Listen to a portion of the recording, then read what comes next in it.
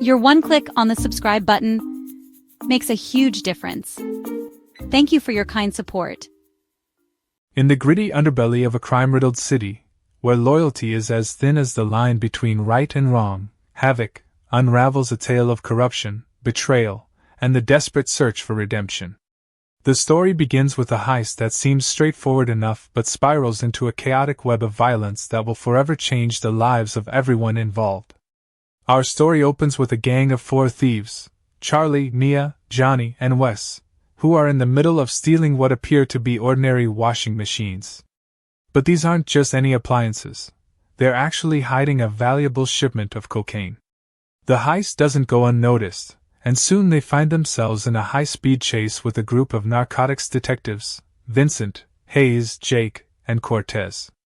The chase is intense and dangerous, ending with Cortez badly wounded and rushed to the hospital, while the thieves manage to escape with their illicit cargo. As night falls over the city, Charlie and Mia, 2 of our thieves, take the stolen cocaine to meet with Sui, who runs the local Triad operations.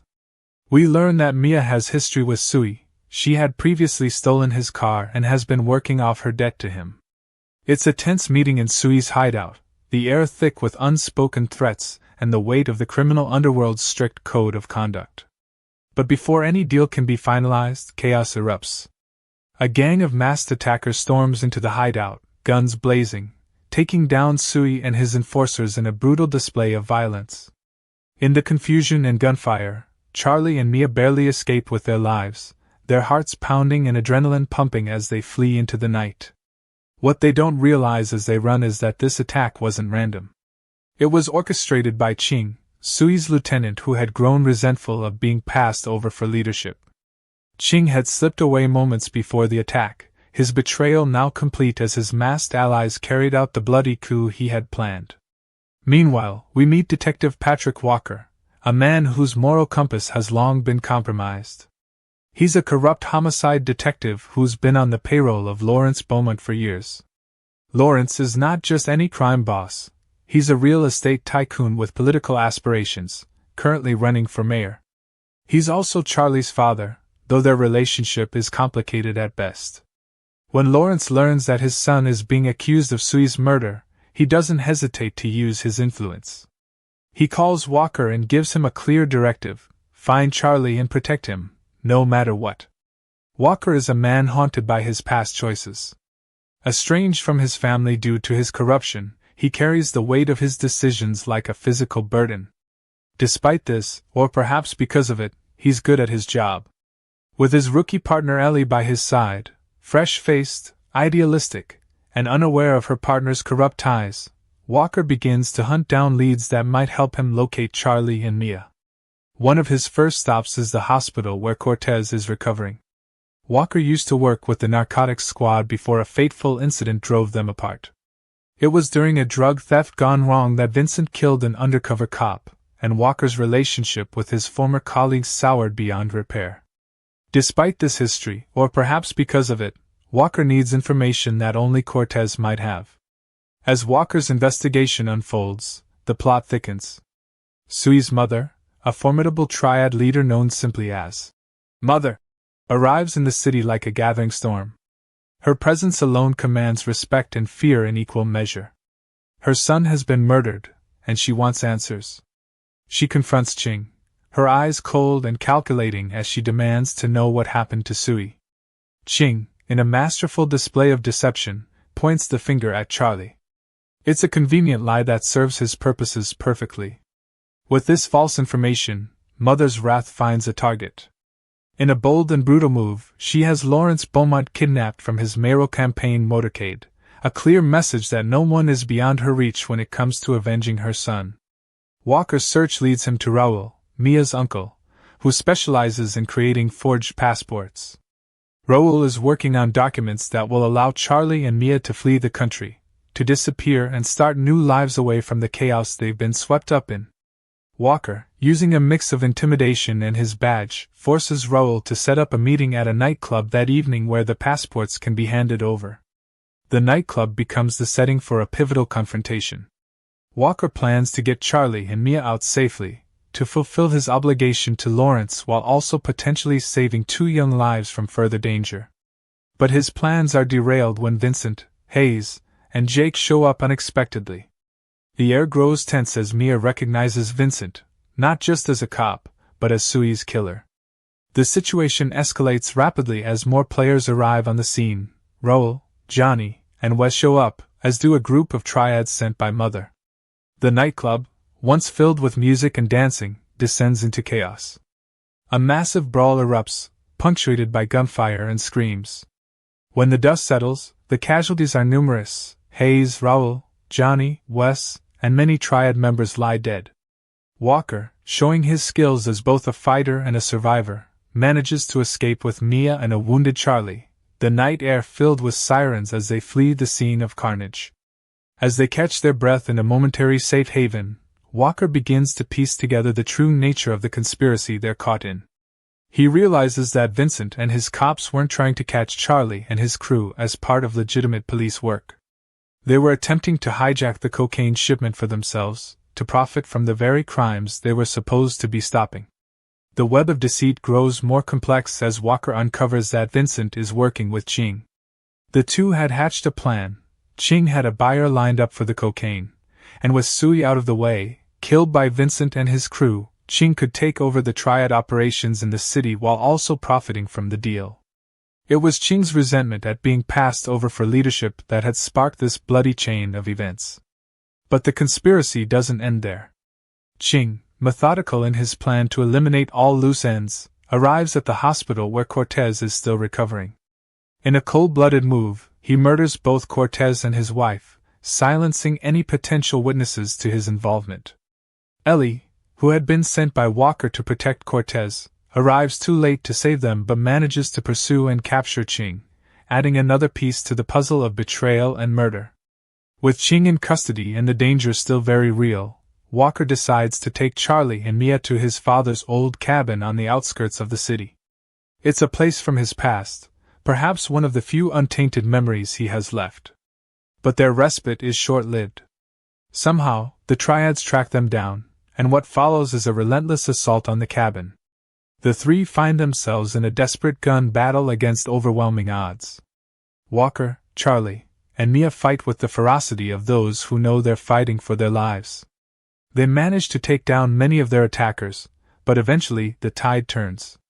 Charlie and Mia are captured, pulled away into the night by Triad members. Walker continues to fight, engaging in a brutal hand-to-hand combat with the assassin, Mother's elite enforcer. The fight is vicious and leaves Walker badly wounded, but through determination and perhaps a touch of desperation, he manages to kill the assassin. Mother arrives at the scene with her bodyguards and a captive Lawrence. Her belief that Charlie killed her son Sui remains unshaken, fueled by Ching's lies. In a cruel twist, she forces Lawrence to play Russian roulette with Mia's life hanging in the balance. It's a gut-wrenching moment of tension, the click of the revolver's chamber like a heartbeat in the tense silence.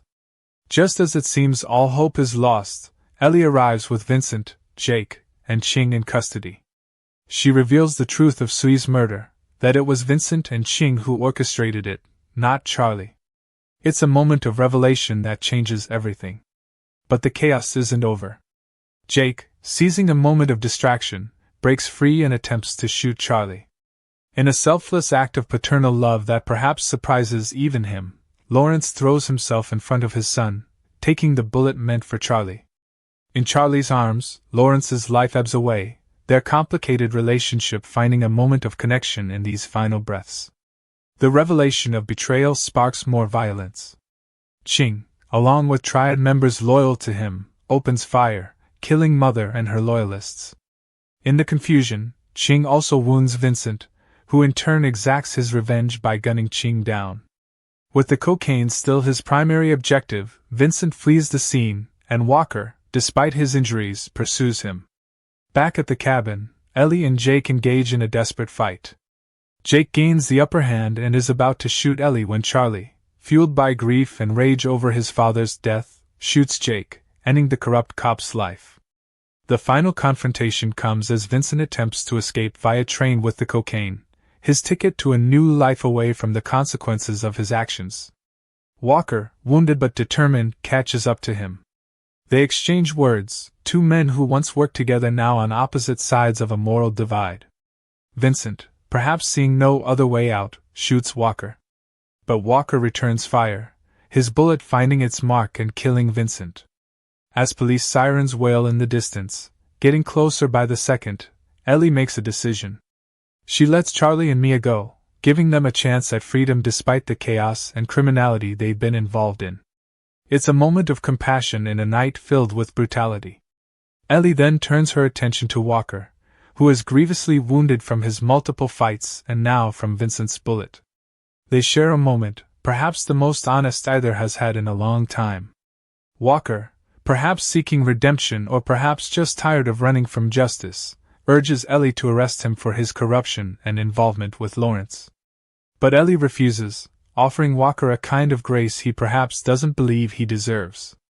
As the police cars arrive, lights flashing against the night sky, Walker's fate remains uncertain.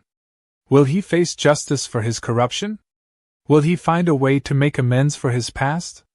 Or will this night be his last?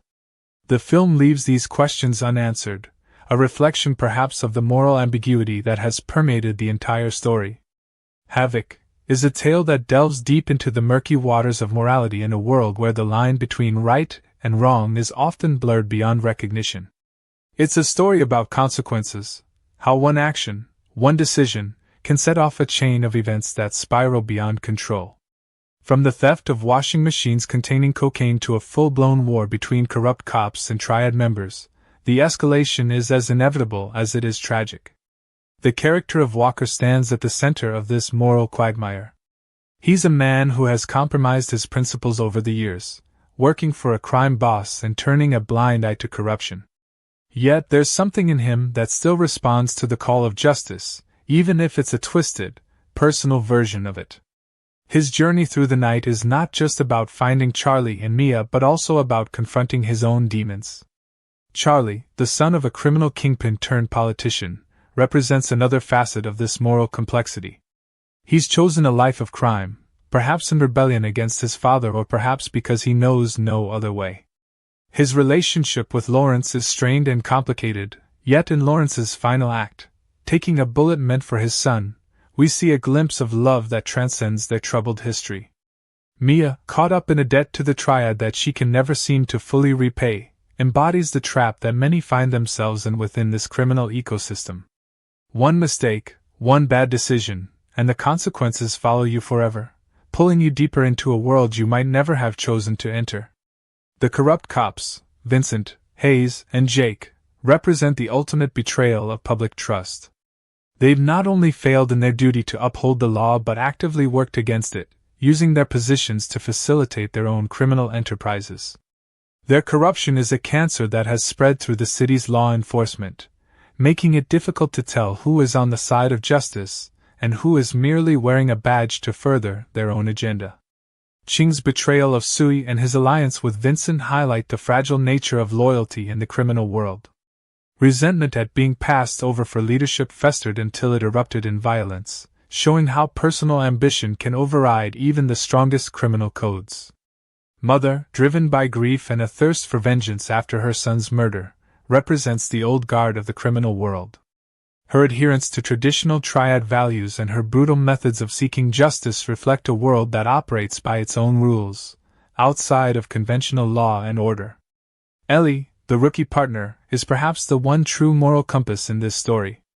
Uncorrupted by the system she serves, she follows the evidence where it leads, not where it's convenient for it to go.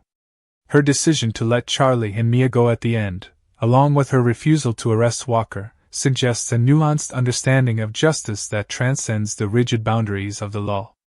The city itself, never named but vividly depicted, is a character in its own right. Its dark streets, neon-lit clubs, and abandoned outskirts form the backdrop for this tale of corruption and violence. It's a place where crime and law enforcement are so intertwined that distinguishing between them becomes almost impossible. Throughout the night of chaos depicted in Havoc, alliances shift, betrayals multiply, and the body count rises. It's a stark depiction of the cyclical nature of violence in a world where power is the ultimate currency. Each act of violence begets another, creating a never-ending cycle that claims victims from all sides. The film's title, Havoc, aptly describes the state of disorder and destruction that unfolds over the course of one night. What began as a simple theft escalates into a full-scale war between corrupt cops and Triad members, with innocent bystanders caught in the crossfire. It's a reminder of how quickly violence can spiral out of control, consuming everything and everyone in its path. The ending, with its uncertainty regarding Walker's fate, reflects the moral ambiguity that has permeated the entire story. There are no clear heroes or villains, just people making choices, some good, some bad, most somewhere in between, and dealing with the consequences of those choices. Havoc is a film that doesn't offer easy answers or moral certainties. Instead, it invites viewers to consider the complex web of choices, consequences, and compromises that make up the human experience, especially in a world where the boundaries between right and wrong have been blurred beyond recognition. In the end, as the police cars arrive and Walker's fate hangs in the balance, we're left to ponder the cost of corruption, the price of redemption, and whether it's ever truly possible to escape the consequences of our choices. The city will continue, the cycle of violence will likely persist, but for the characters who survived this night of havoc, perhaps there's a chance for something different, something better. Or perhaps they're all just caught in a cycle that's impossible to break. The film leaves this question unanswered, allowing viewers to draw their own conclusions about the nature of justice, redemption, and the possibility of change in a world steeped in corruption and violence. As the credits roll on, Havoc, we're left with the lingering images of a city wounded but standing, characters forever changed by one night of violence, and the uncertain promise of tomorrow. It's a stark, unflinching look at the chaos that can erupt when criminality, corruption, and vengeance collide, and the lasting havoc such collisions can wreak on individual lives and the fabric of society itself. Gareth Evans, known for his visceral and unflinching approach to action cinema, delivers a film that doesn't shy away from the brutal realities of its world while still finding moments of humanity amidst the chaos. Tom Hardy's portrayal of Walker as a man torn between his corrupt past and a possible path to redemption anchors the film, while the supporting cast brings depth and nuance to their roles as participants in this night of havoc. In a world where lines between right and wrong are increasingly blurred, Havoc stands as a stark reminder of the consequences of corruption, the price of betrayal, and the elusive nature of redemption. It's a film that stays with you long after the final frame, its questions and moral ambiguities lingering like the aftermath of the violence it depicts, a reminder that some wounds never fully heal, and some choices follow us forever.